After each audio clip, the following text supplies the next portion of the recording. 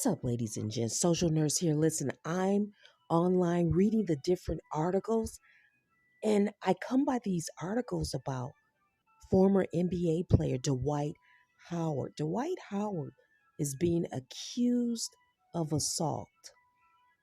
So, according to what I've read, Dwight Howard and another man met up.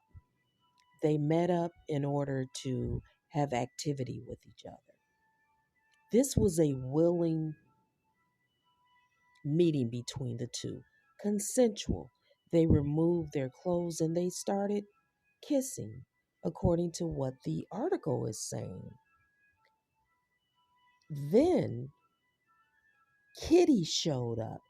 Kitty is a transgender person that was in the room. According to Dwight Howard's accuser, he did not want to interact with Kitty and Dwight Howard. He was only there to be with Dwight Howard. So when Kitty the transgender was present, the accuser no longer wanted to be involved in what Dwight Howard wanted to happen, right? Now Dwight Howard, according to the article, wanted something freaky to occur, okay? Okay? But the accuser apparently, from what they are saying, had limits to the freakiness. They did not want to participate with Kitty the transgender. So you have three biological males in the room. According to Dwight Howard, all three of them were willing participants, consensual. It was not something forced. Okay, so you've got one person's word against the other. I don't know if Kitty has spoken, but the accuser is stating that they were assaulted and did not want to participate in any activity once they saw that Kitty was present. You know, Dwight Howard over the years has denied homosexual activity, right? And this assault case has forced him to admit something that he has been trying to keep a secret. Now, a few years back, I recall that there was another man that accused Dwight Howard of being involved with him. He accused Dwight Howard of being his boyfriend. And I think the I don't know how that case went away or how that situation went away, but Dwight Howard denied that he had been involved with this man. The man said that Dwight Howard had cheated on him with other men and with transgenders, and it was just a messy thing. But that had kind of went away. There was always this talk about Dwight Howard's sexuality. And I do know that he was involved with a lady named Royce because Royce was on Basketball Wives. I know that he and Royce have a son, and I'm not sure if Dwight Howard has any more children, but I think that,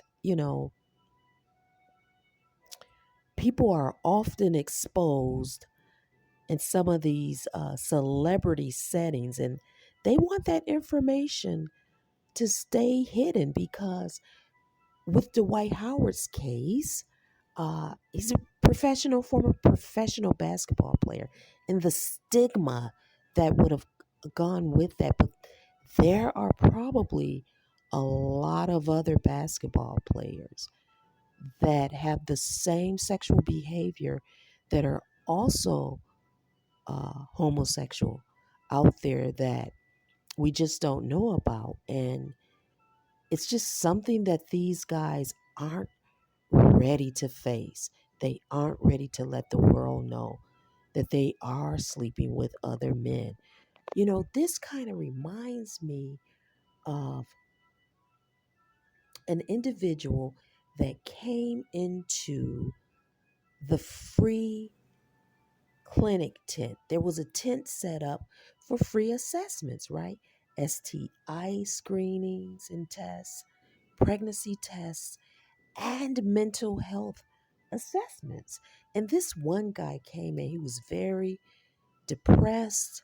He was having suicidal ideations. He wanted to kill himself. He said he was really depressed.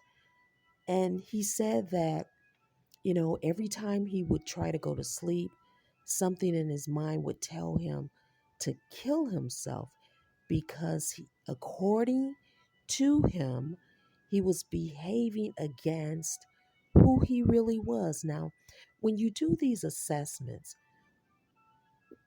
it's ordinary, it's part of the assessment to ask sexual orientation and gender identification, right?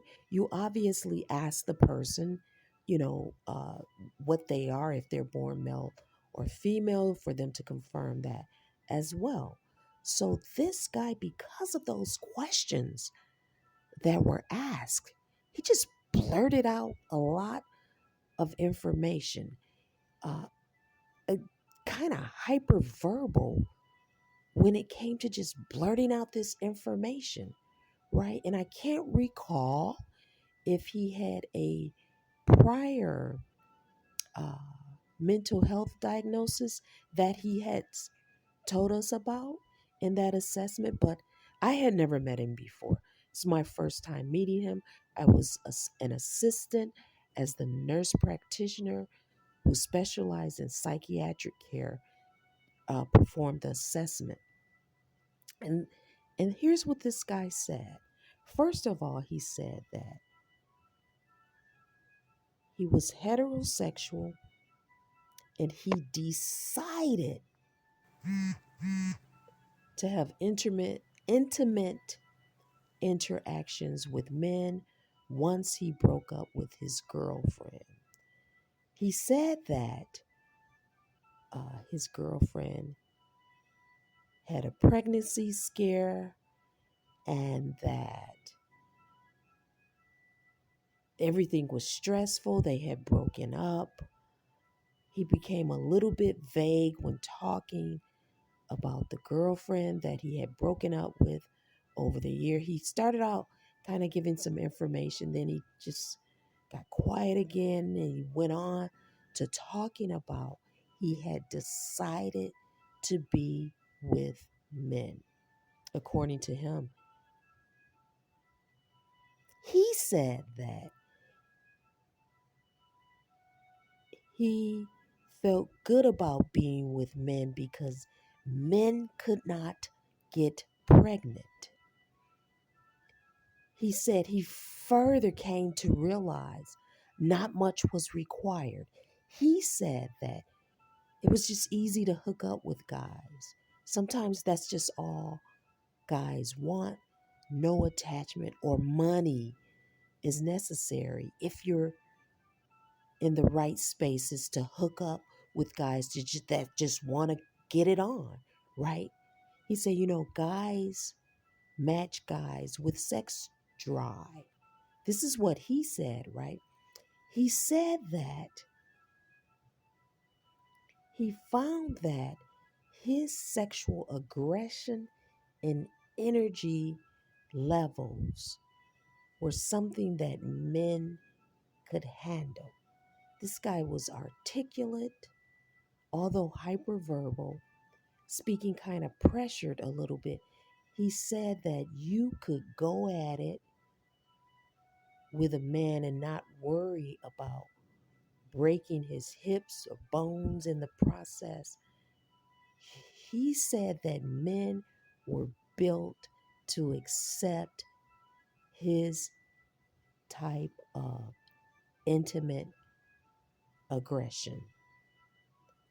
This guy was very explicit, and it's just, I'll leave it at that. At any rate, he continued to talk about how he wanted to go back to the way that he was, that he did not mean to open that episode of his life, that Pandora's box, right? He said that he wished he had never opened that Pandora's box. But the beastly energy, he did not use.